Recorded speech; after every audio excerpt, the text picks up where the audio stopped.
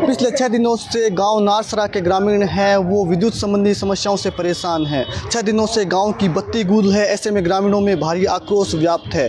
ग्रामीणों की ओर से देर रात्रि को उपखंड कार्यालय के ऊपर धरना दिया गया और रात भर ग्रामीण है वो ठिठुरते रहे। उनका प्रदर्शन है वो आज भी जारी है। मौके पर आज अधिकारी आए हैं, विद्युत विभाग की ओर समझाइश का प्रयास कर रहे हैं। ग्रामीण है वो लगातार नारेबाजी कर रहे हैं। बड़ी संख्या में गाँव के ग्रामीण हैं वो कई किलोमीटर दूर चलकर यहाँ पर धरना दे रहे हैं। और जो माकपा का जो संगठन है अखिल भारतीय किसान सभा, उसके बैनर तले धरना चल रहा है। हमारे साथ किसान नेता, उनसे बात कर लेंगे। सर, किन समस्याओं को लेकर धरना दिया जा रहा है? ये धरना नहीं है, ये महापड़ाव है। ये नारसरा गांव के अंदर एक मातम सा छा गया है। पिछले 7 दिनों से वहाँ बिजली गुल है। कृषि कुओं पर बिजली नहीं होने के कारण फसलें एकदम बर्बाद हो चुकी है।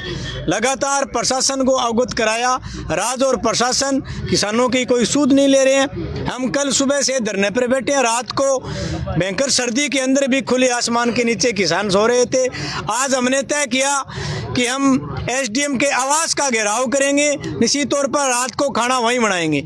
तो इसके आनन फानन में सरकार के लोगों ने और प्रशासन के लोगों ने अपने चूरू से एससी साहब को बुलाकर यहाँ वार्ता में ले हैं। एससी साहब ने जो बात कही है, हमें उस बात से अभी वार्ता जारी है। अभी तक जो वार्ता में निकल कर आया उसमें सामने ये आया कि नरसरा गांव को लाइट मिलने वाली नहीं है। जहाँ तक मुझे वार्ता में लगा, अभी वार्ता का दौर एक और शुरू होगा। उसमें अगर कुछ बात निकल कर आती है, ये बात स्पष्ट है कि जब तक ट्यूबवेल कुएं नहीं चलेंगे और जब तक गांव के अंदर बिजली नहीं आएंगे, ये पड़ाव आज रात को भी जारी रहेगा। किस प्रकार की चुनौतियों का सामना करना पड़ रहा है लाइट के अभाव में ग्रामीणों को? ग्रामीण को अभाव, फसल तो एक बर्बाद होगी। उसके बाद अगर जनजीवन की बात करें तो गांव के अंदर एक मातम सा छाया हुआ है।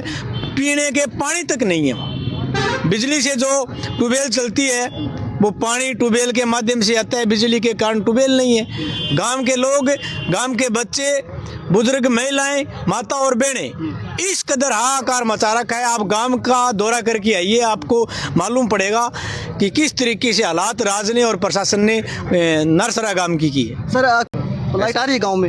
हाँ, गांव में प्रत्येक गांव में लाइट आ रही है। जब लाइन को फॉल्ट, टेक्निकल फॉल्ट वगैरह कोई हो जाता है तो वो तो किसी के मतलब होता ही है। उसको जितना जल्दी हो सके दुरुस्त करने की कोशिश करते हैं।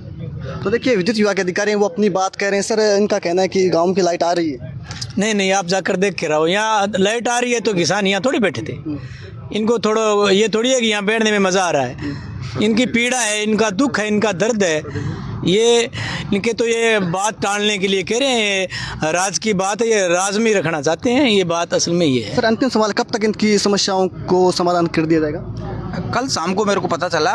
वैसे ही मैंने सारे कर्मचारियों को, अधिकारियों को अलर्ट कर दिया है और आज मॉर्निंग में ही मैंने सारे अधिकारियों से बात करके और टीम भिजवा दी है। इनकी जो समस्या है वो लाइन की है, वो लाइन आज कंप्लीट हो जाएगी शाम तक।